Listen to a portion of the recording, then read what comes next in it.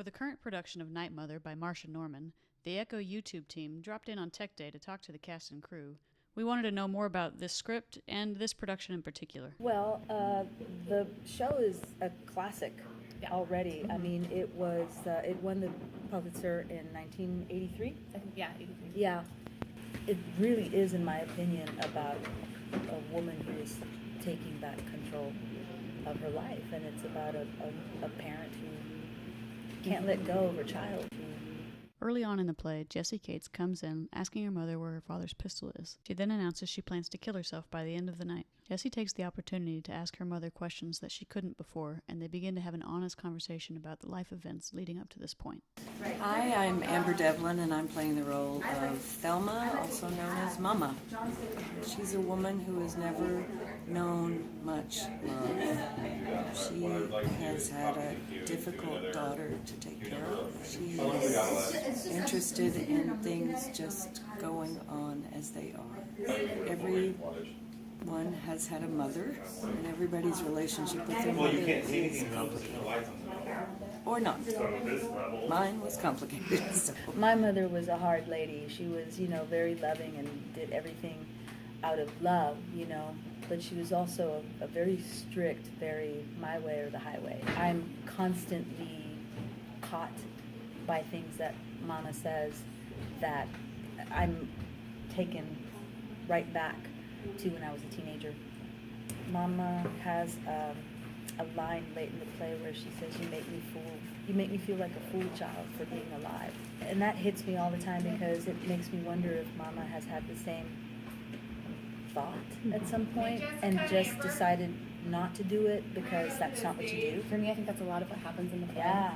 Is that Mama realizes That's that true. her life is just as small and sad and upsetting, but she says, she doesn't like to think about it. I am Jessica Kavanaugh, and I am playing Jessie Cates. Jessie is a woman who is struggling to take control of her own life. She's always felt out of control. She's always felt she has physical issues. She's had a very difficult life. Has never felt like she has gotten to make her own decisions. Tonight, she decides she's going to take control for the first time. Jessie's a thinker. I mean, Jessie's super smart. Sometimes the world is sadder for people who are super smart. Wholeheartedly agree. Yeah.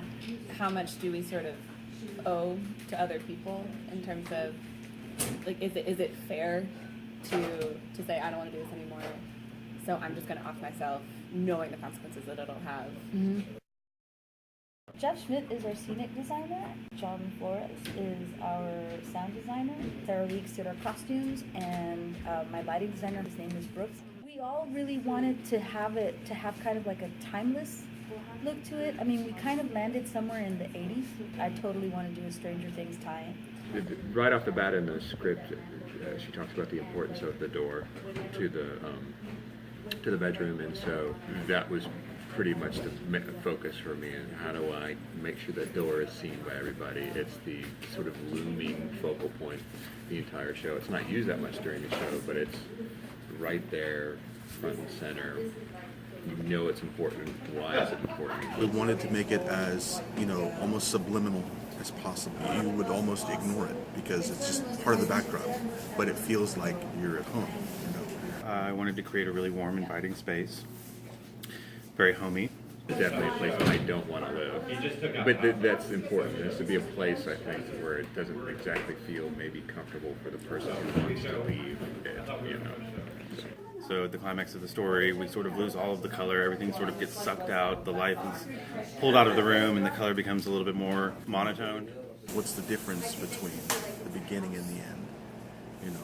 The odd quiet when something chaotic has happened. We kind of wanted the set to feel like very real, but in the middle of what I like to call oblivion, right? So there's places that are cut off where you can see into darkness, to really kind of like focus on how alone these two women are, really, together and alone, and far away from everything else. Such a good question.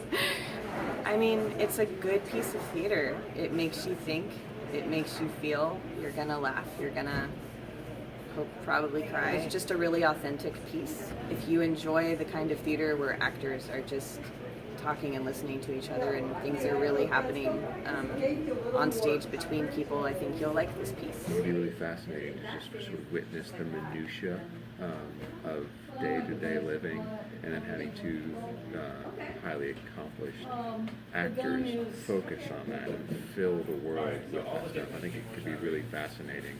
I feel like it's a painful story that has to be told. It is a laugh riot. Actually, it is. It's really funny. Actually, it is a really funny show until it's not anymore. It's still powerful. If I was just to come here as an audience member to see this show, having not known anything about it before, I'd probably walk out a little bit like, whoa. It's an experience. And when you come out of this experience, you will have a great many more questions. What is it? Comfort the disturbed and disturb the comfortable. That's what this play does. It really does. It really does. Oh my gosh, I just got chills. God.